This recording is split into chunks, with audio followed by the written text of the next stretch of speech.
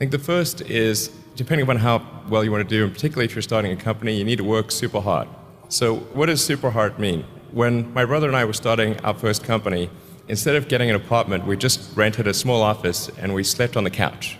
And we showered at the YMCA, and we're so hot up we had just one computer. So the website was up during the day and I was coding at night. 7 days a week, all the time. And I briefly had a girlfriend in that period, and in order to be with me, she had to sleep in the office. So work hard like every waking hour. That's the thing I would say, particularly if you're starting a company. And I mean, if you do simple math, say like, okay, if somebody else is working 50 hours and you're working 100, you'll get twice as much done in the course of a year as the other company. The other thing I'd say is, if you're creating a company or if you're joining a company, the most important thing is to attract great people. So either join a group that's amazing, that you really respect, or if you're building a company, you've got to gather great people. I mean, all a company is a group of people that have gathered together to create a product or service. And so depending upon how talented and hardworking that group is, and the degree to which they are focused cohesively in a good direction, that will determine the success of the company. So do everything you can to gather great people if you're creating a company. Then I'd say focus on signal over noise.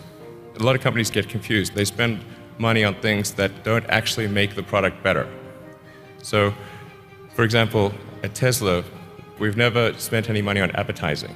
We've put all of the money into R&D and manufacturing and design to try to make the car as good as possible. And I think that's the way to go. So for any given company, just keep thinking about, are these efforts that people are expending, are they resulting in a better product or service? And if they're not, stop those efforts. And then the final thing is, don't just follow the trend. You may have heard me say that it's good to think in terms of the physics approach or first principles, which is, rather than reasoning by analogy, you boil things down to the most fundamental truths you can imagine and you reason up from there. And this is a good way to figure out if something really makes sense or if it's just what everybody else is doing. It's hard to think that way. You can't think that way about everything. It takes a lot of effort. But if you're trying to do something new, it's the best way to think. And that framework was developed by physicists to figure out counterintuitive things like quantum mechanics. So it's really a powerful method. And then I think that the final thing I would encourage you to do is, now is the time to take risk.